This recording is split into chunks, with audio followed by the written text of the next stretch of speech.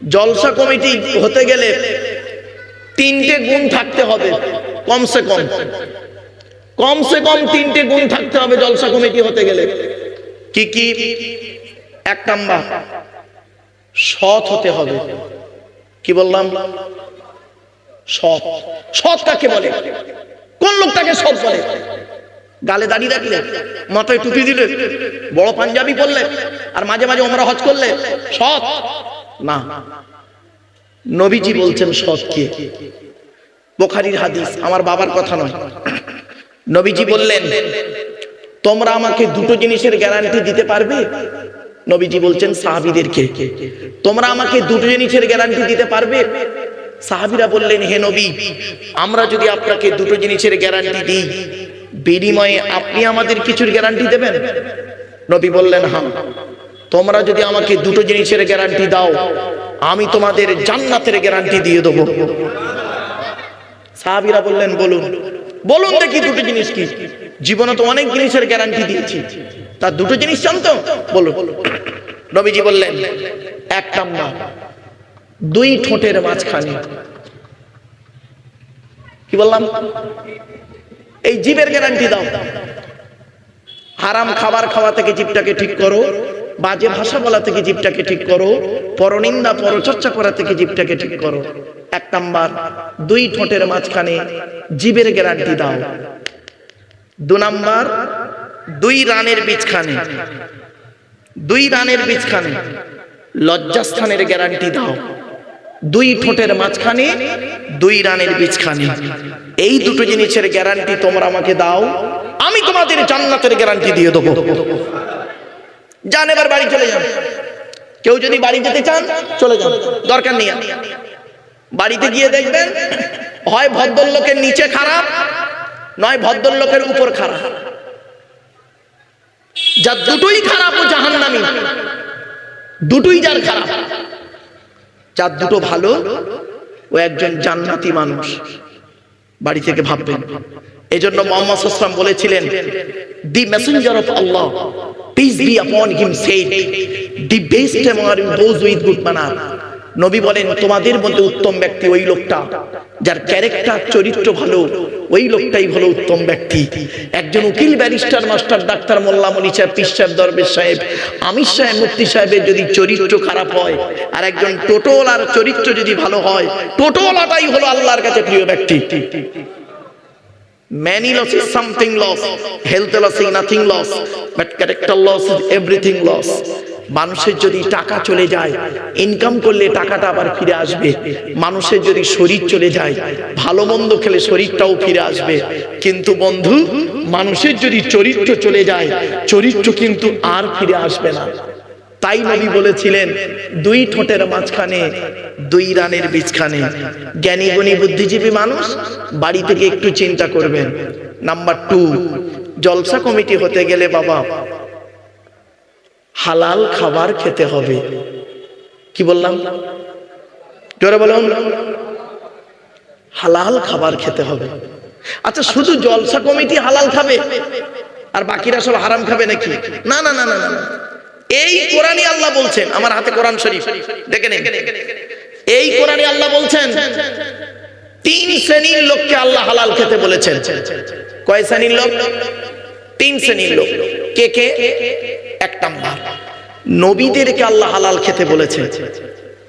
কোরআনের কোথায় আছে? 18 নম্বর পারা, 4 নম্বর পৃষ্ঠা, 9 নম্বর লাইন, সূরার নাম সূরা মুমিনুনের 51 নম্বর আয়াত। আল্লাহ বলছেন, ইয়া আইয়ুহার রাসূল কুলু মিনাত তাইয়্যিবাতি ওয়া'মালু সলিহা। হে রাসূলগণ, হে নবীগণ, হে রাসূলগণ, আপনারা পৃথিবীতে হালাল খাবার খান আর ভালো ভালো কাজগুলো করুন। আল্লাহ পাক 100% জানেন আমার নবীরা হারাম খাবেন না, ঠিক না বেঠিক? নবীরা হালাল খাবেন, এটা আল্লাহ জানেন। তা সত্ত্বেও কেন নবীদেরকে বললেন? যাতে করে সাধারণ মানুষের মাথায় এটা না ঢুকে যায় নবী মানে যা খুশি তাই। না বাবা, এই কোরআনে আল্লাহ বলেছেন, সূরা আরাফের মধ্যে আল্লাহ বললেন, ফালানাসআলান্নাল্লাযীনা উরসিলা ইলাইহিম ওয়ালানাসআলান্নাল মুরসালিন।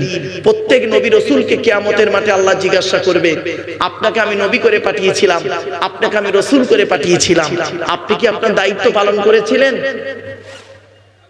নবী রাসূলদেরকে আল্লাহ যদি এইরকম জিজ্ঞাসা করেন, আমি আপনি কোথাকার কে? জ্ঞানী গুণী বুদ্ধিজীবী মানুষ বাড়ি থেকে একটু ভাববেন। চলুন, 2 নাম্বার আল্লাহ হালাল খেতে বললেন কাদের? আমরা যারা এখানে বসে আছি, দাঁড়িয়ে আছি, নামের আগে মোহাম্মদ লিখেছি, লজ্জাস্থানে আগে চামড়া কেটেছি, মাংস ভক্ষণ করেছি, ঈদ বকরা ঈদের নামাজ পড়েছি, মাঝে মাঝে জুম্মার নামাজটাও পড়েছি, আর মাঝে মাঝে রোজাও করেছি, আর রোজা রাখতে না পারলে ইফতারের মজলিসে বসে পড়েছি। বুঝতে পারছো তো আমার ভাষা? অর্থাৎ আমরা মোমেন বলে দাবি করি। আল্লাহ পাক কোরআনে বলেছেন, 2 নম্বর পারা 4 নম্বর পৃষ্ঠা 14 নম্বর লাইন, সূরার নাম সূরা বাকারা, আয়াত নম্বর 172, ইয়া আইয়ুহাল্লাযীনা আমানু, হে ঈমানদার বান্দাগণ, কুলু মিন তাইয়্যিবাতি মা রাযাকনাকুম, আমার দেওয়া হালাল রিজিকগুলো তোমরা ভক্ষণ করো। তাহলে মোমেনদেরকে আল্লাহ হালাল খেতে বললেন।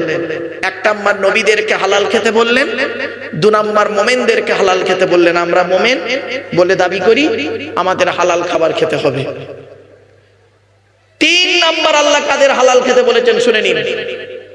হিন্দু, মুসলিম, জৈন, ব্রাহ্মণ, খ্রিস্টান, কুলি, সাঁওতাল, বাগদি, দুলে, এক কথায় মানব জাতিকে আল্লাহ বলেছেন হালাল খেতে। কোরআনে মানব জাতিকে হালাল খেতে হবে। হিন্দু ভাইদেরকে আল্লাহ বলেছেন হালাল খেতে। দেখবেন এই কোরআনে আছে।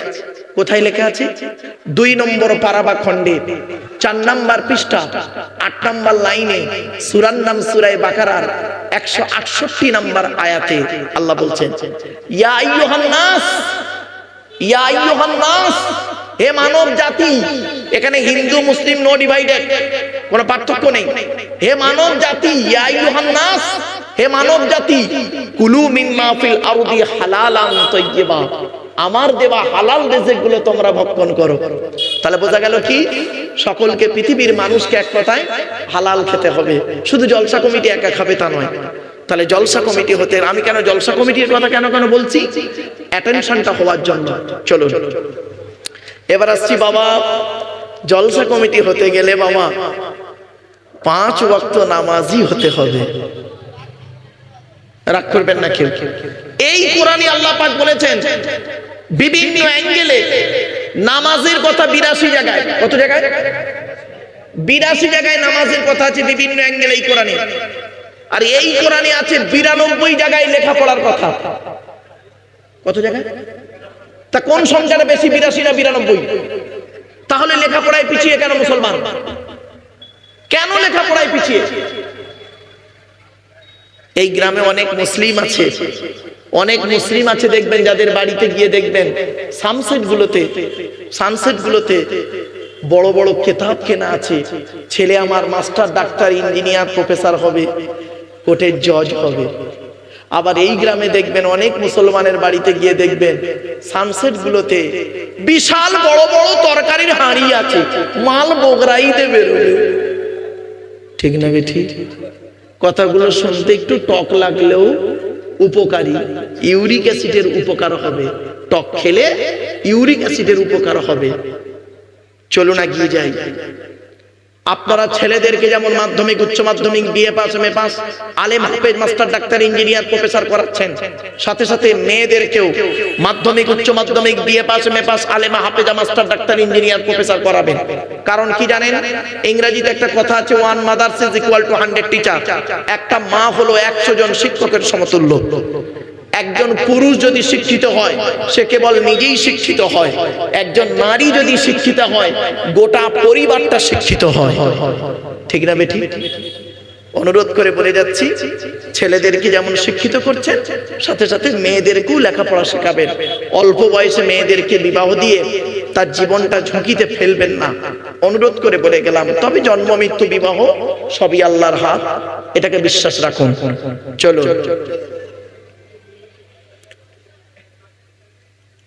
বক্তা বলেছি কমিটি বলেছি, জলসা কমিটি বলেছি, মসজিদ কমিটি কিন্তু বলিনি। জলসা কমিটি আলাদা, মসজিদ কমিটি আলাদা, রেগে যাবেন না কেউ। আর যাকে তাকে মসজিদ কমিটি করবেন না, আপনাদের হাতে ধরে বলে যাচ্ছি, যাকে তাকে মসজিদ কমিটি করবেন না, গোনা হবে বলে দিচ্ছি।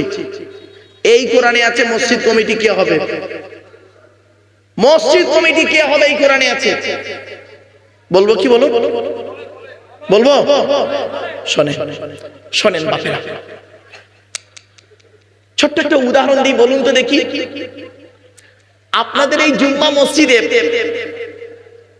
জুম্মার দিনে, কাল তো জুম্মার দিন, কাল তো জুম্মার দিন, জুম্মার দিনে একজন মুসলিম যুবক ছেলে সাদা পায়জামা পাঞ্জাবি পরে, সাদা টুপি পরে, ছেলেটি জুম্মার নামাজ পড়তে উঠেছে মসজিদে, প্রচুর পরিমাণ বাংলা মদ খেয়ে। কি খেয়ে? বাংলা মদ খেয়ে ছেলেটি মসজিদে উঠেছে জুম্মার নামাজ পড়তে। এট ফার্স্ট আপনারা সর্বপ্রথম তাকে কি করবেন, বলুন বলুন বলুন না, একটু কথা বলুন না। বের করে দেবেন।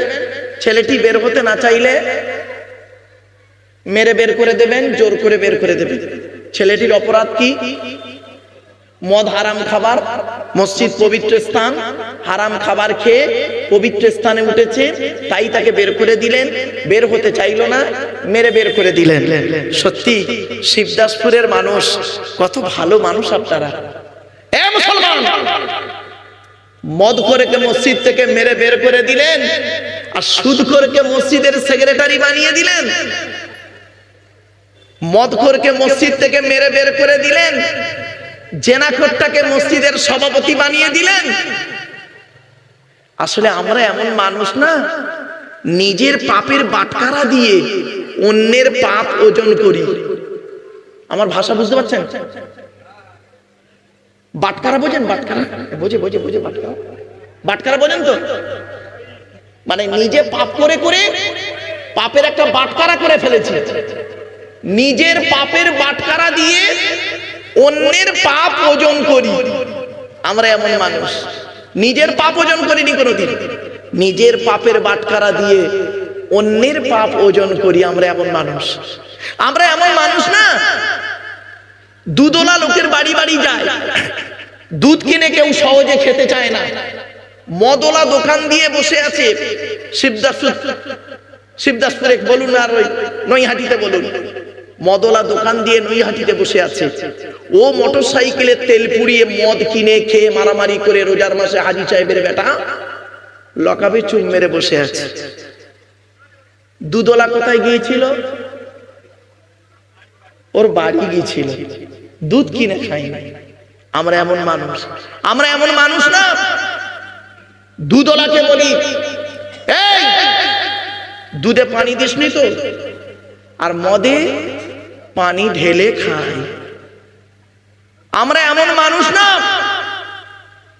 100 টাকা চোরকে 100 টাকা চোরকে গাছে বেঁধে মারি, 100 টাকা চোরকে গাছে বেঁধে মারি, 1000 কোটি টাকার চোরকে 1000 কোটি টাকার চোরকে স্টেজে তুলে ফুলের তোড়া দিয়ে সংবর্ধনা জানিয়ে স্যালুট জানায়। 100 টাকা চুরি করেছে, তাকে গাছে বেঁধে মারি। বাড়ি থেকে ভাববে আমরা এমন মানুষ না, রাগ করবেন না কেউ, আমরা এমন মানুষ না। চালনি বোঝেন? চালনি, চালনি আটা চালে কি বলেন? চালনি। ওই চালনির পিছনে ছিদ্র কটা? অগণিত ছিদ্র। আর সূচের পিছনে ছিদ্র কটা? একটা। ওইটা দেবেন, এইটা লাগবে না তো, ওটাও থাকবে। আসলে আমি এদিক ওদিক করি তো, মাইকটা ভালো।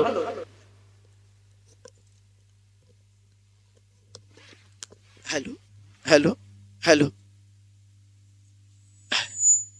আমরা এমন মানুষ না। এবারে বুঝতে পারছেন আপনারা বাপেরা? হ্যালো, আচ্ছা চলুন একদম ধীর স্থির ভাবে শুনে নিন। ওয়াজটা কি জানেন? শুনে শুনে বুঝে প্র্যাকটিক্যাল করার নাম হলো ওয়াজ। শুনে বুঝে প্র্যাকটিক্যাল করার নাম হলো ওয়াজ। এটা মাথায় রাখুন। চলুন, তো চালনির পিছনে ছিদ্র অনেক, আর সূচের পিছনে ছিদ্র কটা? সূচের পিছনে ছিদ্র কটা বলুন না? একটা। তো চালনি একদিন সূচকে বলছে, কে বলছে? কে বলছে? চালনি একদিন সূচকে বলছে, তোর পিছনে ছিদ্র কেন রে? তা সূচ কি উত্তর দেবে? এখানে বসে বসে ভাবুন। চালনি সূচকে বলছে, তোর পিছনে ছিদ্র কেন? তা সূচ কি উত্তর দেবে? আমার তো একটা, আর তোরটা দেখ হাজারটা। বাড়ি থেকে ভাববেন, মাইকের সামনে এসে কিছু বলে দেবার নাম বক্তা নয়। মনে রাখবেন, তিনটে জিনিস কোনোদিন ব্যাকে আসে না, সব সময় সামনের দিকে যায়। এক নাম্বার, ধনুক থেকে তীরটা বের হয়ে গেলে ওই তীরটা আর কোনোদিন ব্যাকে আসে না। দুই নাম্বার, দেহ থেকে আত্মাটা বের হয়ে গেলে ওটা আর পৃথিবীতে রিটার্ন দেওয়া হয় না। তিন number, it is very very important, জবান থেকে কথা বের হয়ে গেলে ওটা আর কোনোদিন ব্যাকে আসে না। বাবা, 1 ঘন্টা লেকচার দিতে গেলে 3 ঘন্টা স্টাডি করতে হবে, পড়াশোনা করতে হবে। এত সহজ জিনিস নয়। পৃথিবীর সব থেকে কঠিন কাজ কি জানেন? MA সেকেন্ড ইয়ারের স্টুডেন্টদেরকে সেদিন পড়াতে পড়াতে একটা প্রশ্ন করেছিলাম, বলতো দেখি পৃথিবীর সব থেকে কঠিন কাজ কি আর পৃথিবীর সব থেকে সহজ কাজ কি? তাই স্টুডেন্টদের যেমন ব্রেন বলছে, স্যার পৃথিবীর সব থেকে কঠিন কাজ তো মারাত্মক জিনিস। আমি বললাম, শোন, পৃথিবীর সব থেকে কঠিন কাজ হলো, শুনে নিন, আত্মসমালোচনা করা, নিজেকে নিয়ে সমালোচনা করা, আত্মসমালোচনা করা। এটা খুব কঠিন কাজ, আর এটা করলে নেকি হয়, নেকি হয়। এটা খুব কঠিন কাজ। পৃথিবীর সব থেকে কঠিন কাজ হলো আত্মসমালোচনা করা। আর পৃথিবীর সব থেকে সহজ কাজ কি জানেন? পর সমালোচনা করা, অন্যের সমালোচনা করা। এটা করলে গোনা হয়। বাড়ি থেকে একটু ভাববেন। অনুরোধ করে আপনাদের বলে যাচ্ছি, বাপ এত কষ্ট করে জলসা দিচ্ছেন, প্রচুর পরিমাণ রাস্তায় লোক ছিল। আমি তো ভেবেছিলাম প্যান্ডেল মনে হয় খুলে ফেলতে হবে, কিন্তু এসে দেখলাম যতটা আকাশ গর্জন করে ততটা বৃষ্টি হয়নি। তবে জানি আল্লাহর রহমত, বৃষ্টি হবে, ঠিক টাইম হোক, বৃষ্টি ঠিক হবে আল্লাহর রহমতে। তো আমার বাপেরা, অনুরোধ করে বলে যাচ্ছি, মসজিদ কমিটি হতে গেলে 5টা গুণ থাকতে হবে। এই কোরআনে আল্লাহ বলেছেন। কোথায় আছে? 10 নম্বর পারার 8 নম্বর পৃষ্ঠা 9 নম্বর লাইনে সূরার নাম সূরা তাওবার 18 নম্বর আয়াতে আল্লাহ বলছেন, ইন্নামা ইয়ামুরু মাসাজিদাল্লাহ মান আমানা বিল্লাহ ওয়াল ইয়াউমিল আখির ওয়া আকামাস সালাত ওয়া আতাজ যাকাত ওয়া লাম ইয়াখশা ইল্লাল্লাহ ফাসা উলাইকা আন ইয়াকুনু মিনাল মুহতাদিন। সহজ সরল বাংলা মানেটা কি? আল্লাহ বলছেন, মসজিদের দায়িত্ব তারাই নেবে যাদের মধ্যে 5টা গুণ থাকবে। 1 নাম্বার, মান আমানা বিল্লাহ, যে ব্যক্তি 100% আল্লাহকে বিশ্বাস করবে। 2 নাম্বার, ওয়াল ইয়াউমিল আখির, যে ব্যক্তি 100% কিয়ামতকে বিশ্বাস করবে। 3 নাম্বারটা খুব ইম্পর্টেন্ট, কি? ওয়া আকামাস সালাত, 5 ওয়াক্ত নামাজ আদায় করবে। ও বাবা, অনেক মসজিদ আছে, তার কমিটিরা অনেকে আছে 5 ওয়াক্ত নামাজ পড়ে না, ঠিক না বেঠিক? 4 নাম্বার হলো ওয়া আতাজ যাকাত, যদি অর্থ যাকাত ফরজ হয় যাকাত আদায় করতে হবে, গরিব হলে আদায় করতে হবে না। 5 নাম্বারটা কি? ওয়ালাম ইয়াখশা ইল্লাল্লাহ, আল্লাহ ছাড়া কাউকে ভয় করবে না। এই 5টা গুণ যার মধ্যে থাকবে, ওই ব্যক্তি মসজিদ কমিটি হওয়ার যোগ্য ব্যক্তি। জ্ঞানী গুণী বুদ্ধিজীবী মানুষ, আলোচনার শুরুতেই কথাগুলো বলে নিচ্ছি যাতে করে কোনো ফ্যাকড়া যেন না থাকে, সেজন্য আলোচনার শুরুতেই টুকটুক করে বলে নিলাম। তো বক্তা হলো, কমিটি হলো, এবার আসছি শ্রোতা। শ্রোতা হতে গেলে আপনাদের 3টে জিনিস লাগবে। কটা বাবা? 3টে জিনিস লাগবে। শুধু এখানে এসে বসলেই শ্রোতা নয়, তিনটে জিনিস লাগবে শ্রোতা হতে গেলে আপনাদের। কি কি? এক নাম্বার শরীর পাক। কি বললাম? শরীর পাক। তো এখানে যারা বসে আছেন, দাঁড়িয়ে আছেন, আশা করি আপনাদের শরীর প্রত্যেকের পাক আছে। তবে এখন হয়তো অনেকের ওযু নাও থাকতে পারে, কিন্তু শরীরটা কি পাক আছে। দুই নাম্বার হলো কাপড় পাক। তো আপনারা যে যেমন চয়েসেবল কাপড় পরে আছেন, আপনাদের কাপড়গুলো পাক আছে। তিন নাম্বারটা না সমস্যা, জায়গা পাক। এইটাই যেন একটু সন্দেহ হচ্ছে আমার, একটু খুলে বলি। আচ্ছা বাপেরা, এই যে প্লাস্টিকটায় আপনারা বসেছেন কষ্ট করে, এই প্লাস্টিকটা কি প্যান্ডেলওয়ালাদের? হ্যাঁ, প্যান্ডেলওয়ালাদের। আমার ধারণা প্যান্ডেলওয়ালারা জীবনে কোনোদিন এই প্লাস্টিকটাকে তিনবার করে ধৌত করে না। আজকের এটা এখানে এসেছে, কাল মরা বাড়ি, খানা বাড়ি, শ্রাদ্ধ বাড়ি, অন্নপ্রাশন বাড়িতে যাবে। আবার জলসার পরে দেখবেন তাবারুক দেওয়া হয়ে যাবে যখন, কত লোক জুতো পাই দিয়ে এর উপরে চলাফেরা করবে। ও বেচারা করবে কি, এটাকে গুড়িয়ে নিয়ে পাশের গ্রামের জলসায় আবার পেতে দেবে। সত্যিকারের একজন নামাজি মুসল্লি, যার শরীর পাক, কাপড় পাক, নামাজি মুসল্লি মানুষ, এই প্লাস্টিকের উপরে বসার কারণে তার কাপড়টা নাপাক হয়ে যাওয়ার সম্ভাবনা খুবই বেশি। আপনারা কি বলেন? তাহলে অনুরোধ করে আপনাদের বলে যাচ্ছি, এই উপরটা এত চকচকে না করে নিচেটা একটু চকচকে করবেন। প্যান্ডেলওয়ালাদের মালের উপরে মসজিদ থেকে মুসাল্লাগুলো এনে বিছিয়ে দেবেন, আর ওই গেটে লিখে দেবেন, দয়া করে বিনা অজুতে বসবেন না। বক্তা যদি অজু অবস্থায় আল্লাহকে খুশি করার জন্য ওয়াজ করতে বসে, আর শ্রোতারা যদি অজু অবস্থায় আল্লাহকে খুশি করার জন্য ওয়াজ শুনতে বসে, এই বক্তার শ্রোতার মাঝে আল্লাহর রহমত নাজিল হয়। আমার বাপেরা, কথাটা হয়তো শুনতে খারাপ লাগলো, অতি বাস্তব কথা বললাম, আমাকে ভুল বুঝবেন না। চলুন এগিয়ে যাই, একটা একটা করে কোরআনের আলোচনা করার সুযোগ আমাকে দিন ইনশাআল্লাহুল আজিজ। আসুন আমরা আল্লাহর কাছে একটু দোয়া চেয়ে নেব। আল্লাহুম্মা আমিন। রব্বানা যালামনা আনফুসানা ওয়া ইন লাম তাগফির লানা ওয়া তারহামনা লানাকুনান্না মিনাল খাসিরিন। রব্বি জিদনি ইলমা রব্বিরহামহুমা কামা রাব্বায়ানি সগীরা। রব্বুল আলামিন, সন্ধ্যা থেকে নিয়ে এখন পর্যন্ত বহু আলেম উলামা, জ্ঞানী গুণী বুদ্ধিজীবীরা বিভিন্ন দিক নিয়ে আলোচনা করেছেন। আমি অধম গুনাহগার, কিছুই তো জানি না মাবুদ। সুবহানাকা লা ইলমা লানা ইল্লা মা আল্লামতানা ইন্নাকা আনতাল আলিমুল হাকিম। আল্লাহ, আপনি বলার তৌফিক না দিলে আমি কিছুই বলতে পারবো না মাবুদ।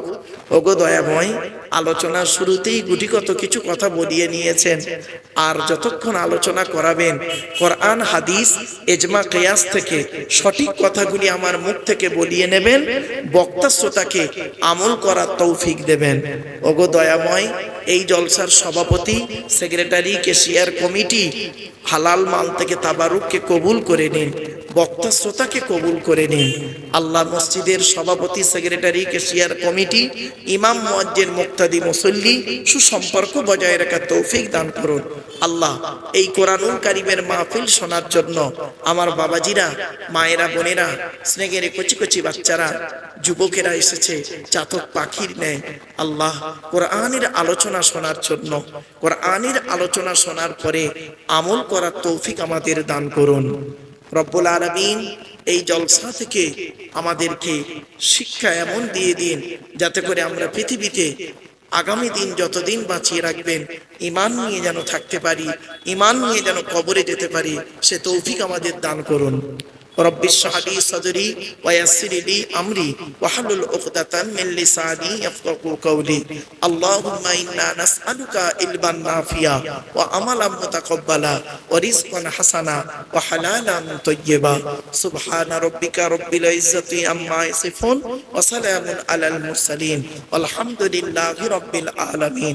ওয়াজআল আখির কালামিনা ইনদাল মাউতি লা ইলাহা ইল্লাল্লাহু মুহাম্মাদুর রাসূলুল্লাহ।